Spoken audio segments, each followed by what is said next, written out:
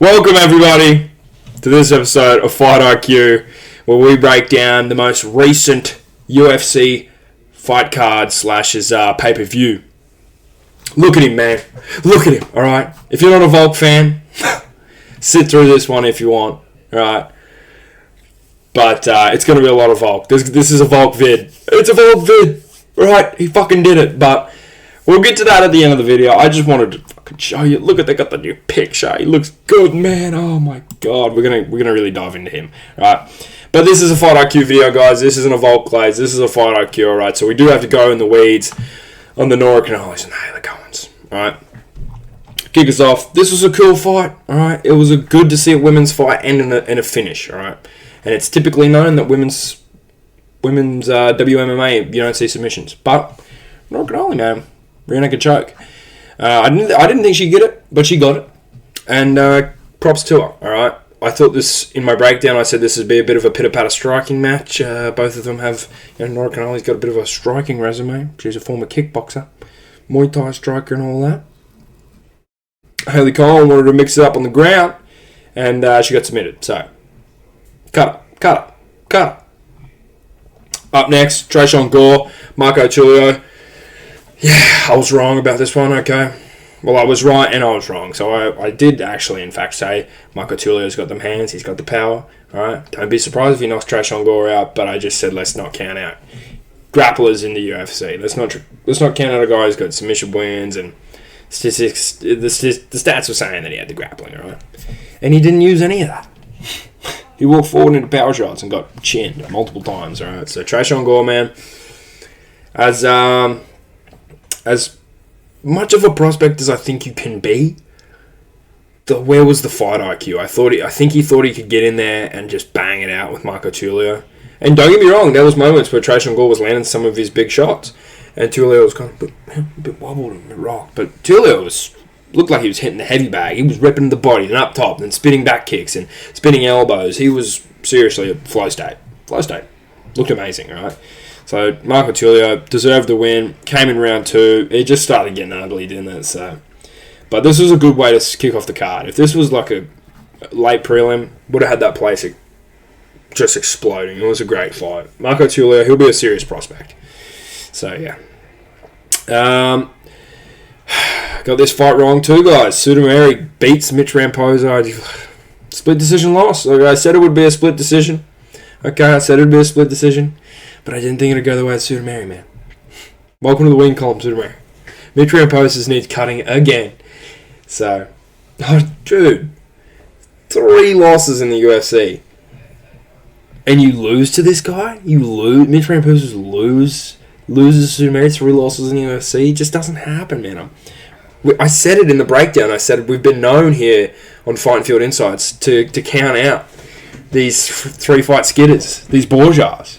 And I even said that. And then I still went with Mitch Ramposa. Alright? So I'm taking this as a moral win for Fight and Field Insights. Because I did say not to count him out, but I did. So up next, Rodriguez Dumas. I said this one would be a hard one and it'd be one in the striking. In the breakdown I said if this fight goes the distance, Dumas wins. And if it doesn't, if it goes the way of a finish, it's obviously going to be Marshall or Michael. Or we actually still didn't know. We find out his name, right? This was a bit of a drink break. If I'm going to be real, a bit of a drink break. I wasn't watching this one all that closely, and I wasn't looking for the next, next middleweight title contender in this one. So, Darren Elkins versus Juliana Rosa. I didn't watch this one, guys. All right, this is not the way I seen it going. I thought it'd be a close decision between these two old guys. Neither of them hung up the gloves, as we said. And apparently it was pretty brutal. Apparently Darren Elkins really got the beating handed out to him, which is, kind of sad. These old guys shouldn't be going in there and letting this happen to themselves. Dude. I didn't watch this one either. Once again, bit of a drinky breaky. All right.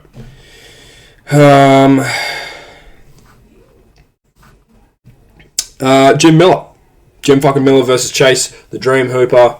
This was, if you love your grappling, okay, if you love high-level wrestling,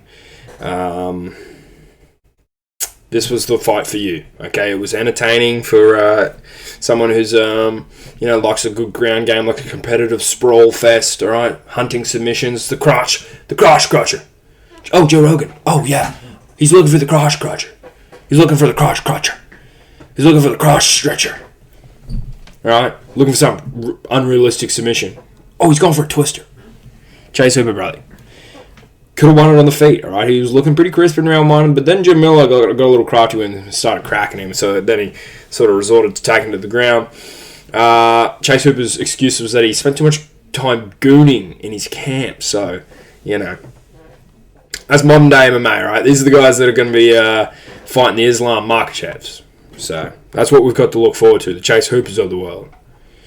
Up next, Yan Xiaonan versus Werner Jandiroba.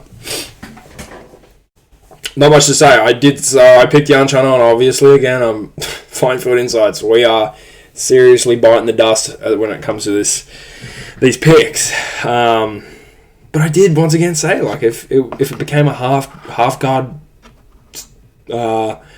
smudge, if it became a half guard fest, Jandiroba was going to win, and she won. She won due to her grappling. All right, Yan Xiaonan couldn't keep the fight on the feet.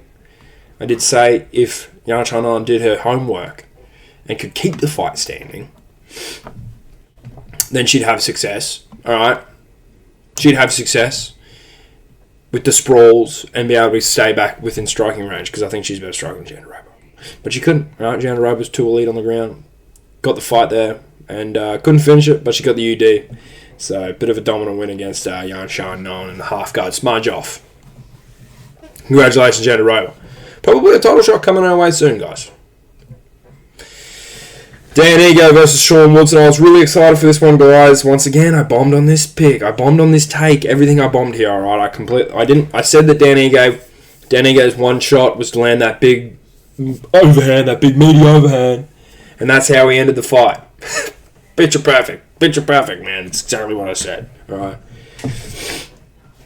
He just needed to find Sean Woodson's chin, and when he did, yeah, it was lights out. It wasn't particularly lights out. I mean, it was a pretty close stoppage. All right.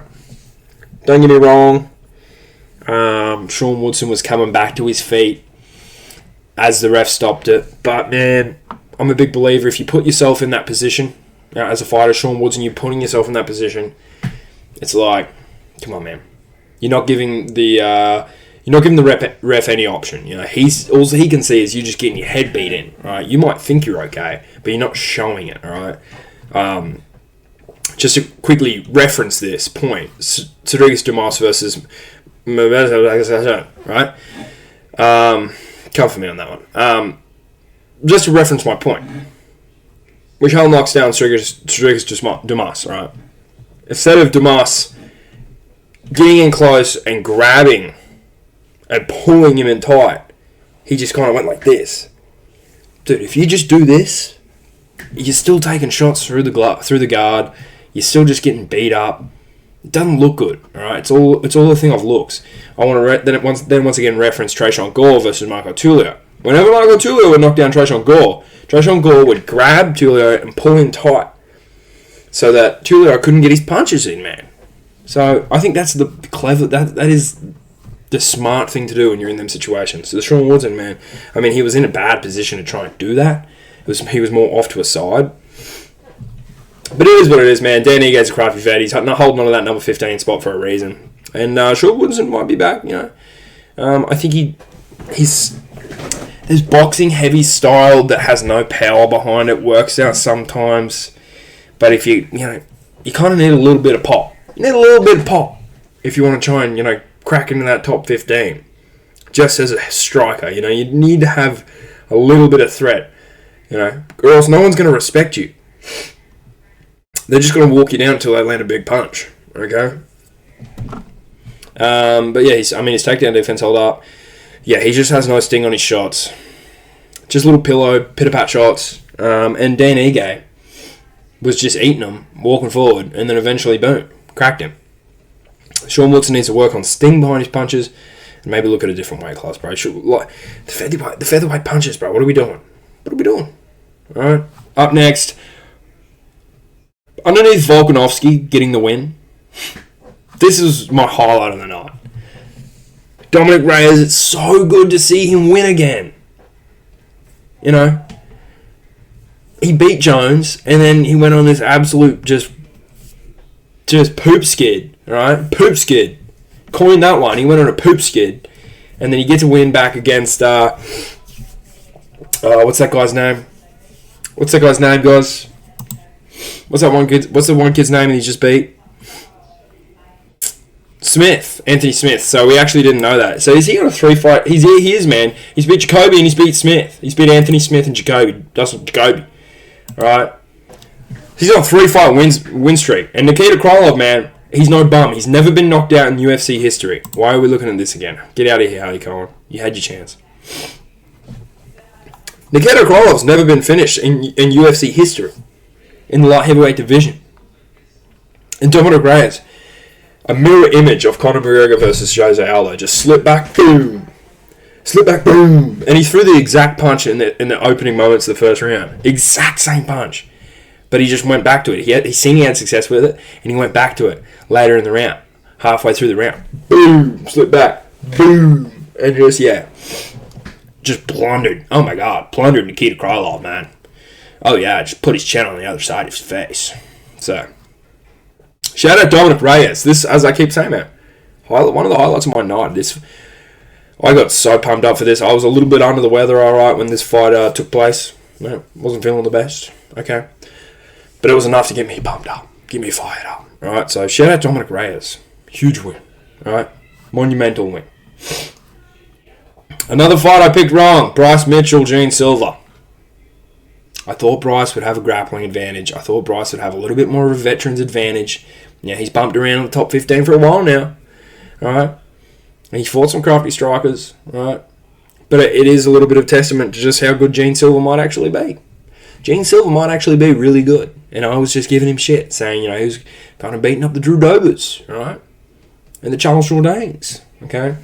But he just beat Bryce Mitchell. Bryce Mitchell looked a little bit meh.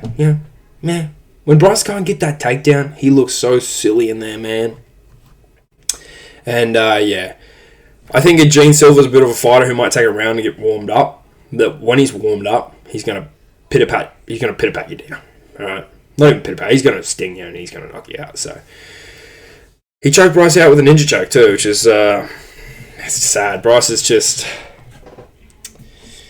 had a little bit of aura coming into that fight too. With the whole, I put a lot of dogs down on my day. You know what they all have in common? They all squeal before they die. That was cold. It's cold. Bryce had no reason to be that cold, alright? But, that got him nowhere, and Silva ninja choked him, so... Welcome to the top 15, Silva. Up next, big drink break this one. Yair Rodriguez, Patricio Pitbull. This fight sucked. Alright, it sucked. Gene and Bryce should have been in this spot. This fight was stinky. Yair Rodriguez calling for a title fight after this. I mean, fair enough. You just want to fight. It's kind of warranted. You're number 5 ranked. But Patricio Pitbull unranked. The fight was boring. Alright. It was...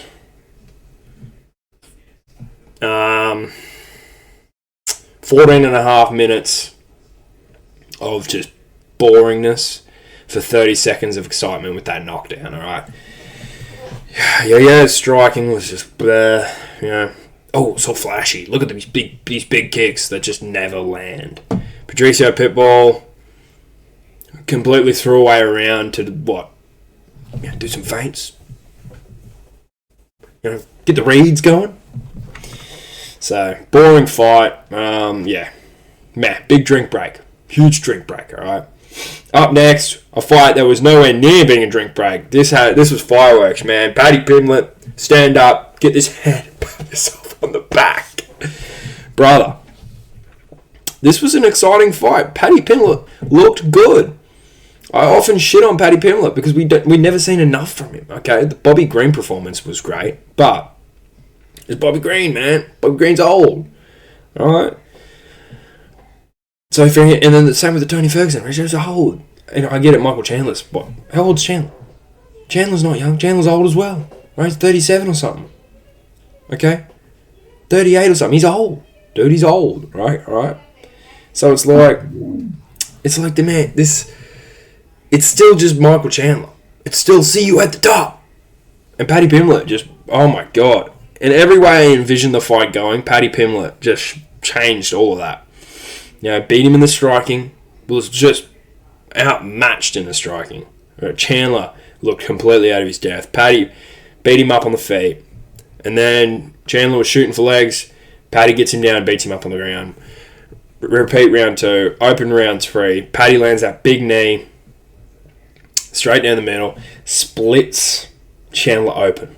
Nasty stuff. Blood just like shooting out. And it just got ugly on the ground. Just got really ugly. Paddy Pimblett did what Oliveira couldn't do. I don't think Poirier finished him. I don't think Gaethje finished him. Granted, Michael Chandler's getting a little bit older. He's got a little bit more CTs, a bit more battle-tested, right? But Paddy Pimblett, congratulations, man. TKO against Michael Chandler. Nice one. Good one, bro. Oh, and, obviously Charles Oliveira finished him once before, but I'm talking more recent for all you Charles Oliveira fans out there. On to the main event, on to the reason everyone's here. Volkanovski won his belt back. He's the first man, all right, to win a belt over the age of 35. He's the first man to win a belt at 36 in the lighter weight classes, of course. Man, before we get into the fight, I want to get into the fact that this is... It's Australian history, okay? It's Australian sporting history, and I am so grateful that I was able to witness it live, okay? I was able to witness Australian sporting history live, okay? Because this, as he said in the post-fight interview, that people will write books about this shit because it's true, man, right? Just like Don Bradman is considered to be the best athlete in Australian history. Volkanovski's up there, in my personal opinion, from what I've seen from the sport, from what I've seen from Volkanovski, he's up there, gnawing at his heels, okay? It'd be easy for someone to say, oh, well, I don't know much about MMA, so I can't really put him up there. You've got to understand the magnitude of what he's just done. You've got to understand what he's overcame, all right? Just as anyone who understands fighting can tell you, it is so hard to come back from 2 vicious knockout losses, all right? And then beat someone who's accredited to just knocking people out, right?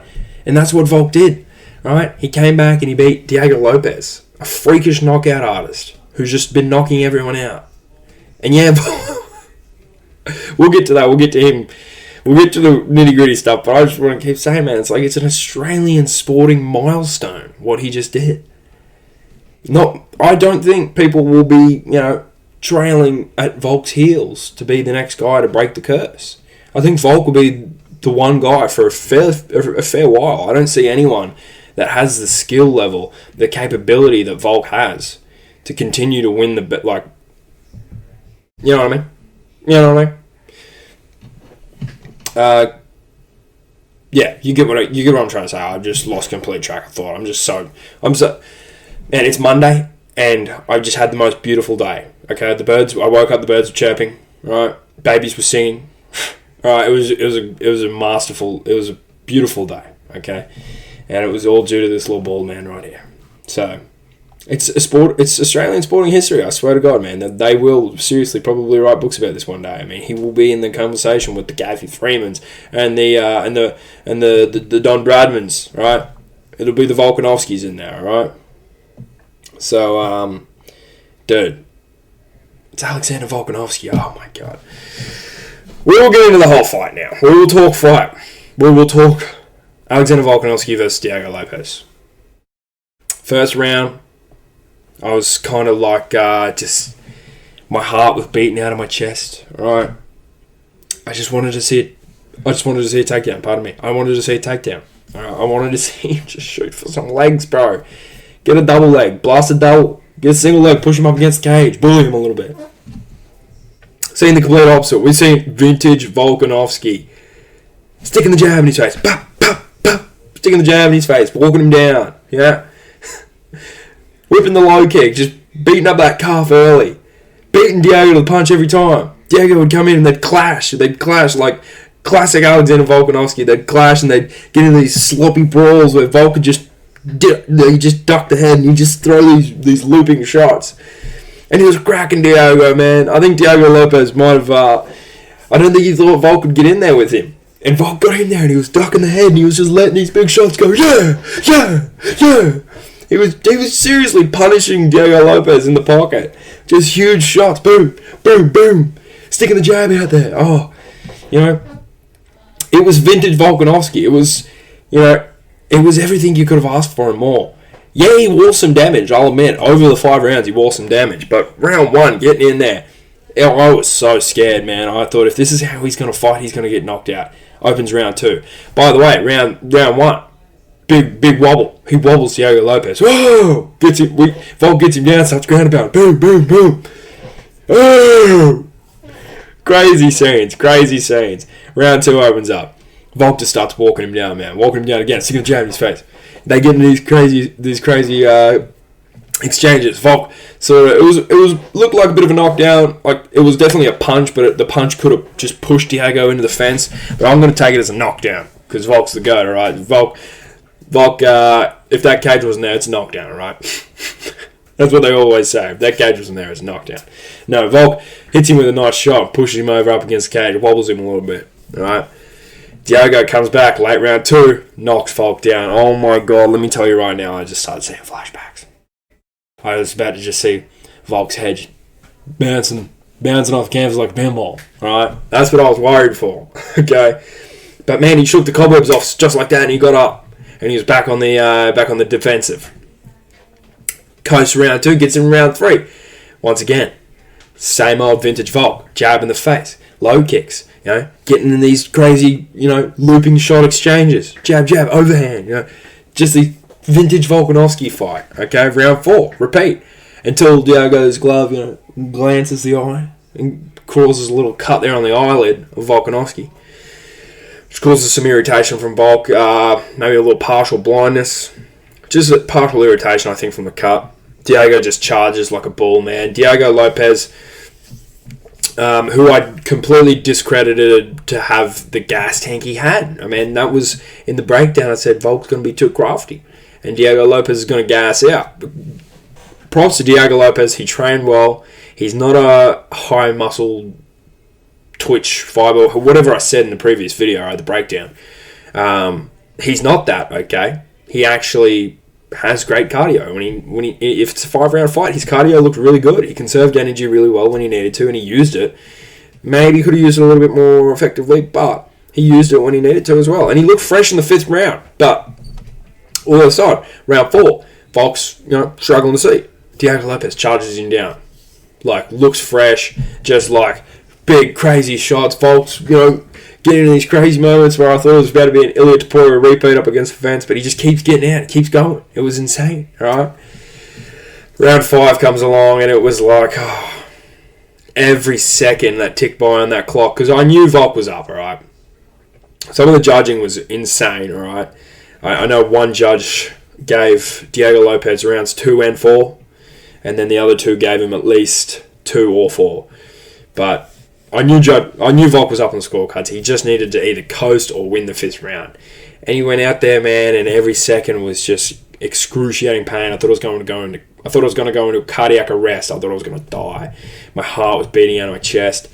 But he just remained composed, man. I'm seeing all these people saying he was running in the 5th round. All right, if you're up on the scorecards and you're 36 years of age, you're about to get your belt back. Yeah, run for your life. Run for your life. Get out of there, bro. You're about to get your belt back. Who cares about giving the people an entertaining show? You're about to get your belt back. Run for your life, son.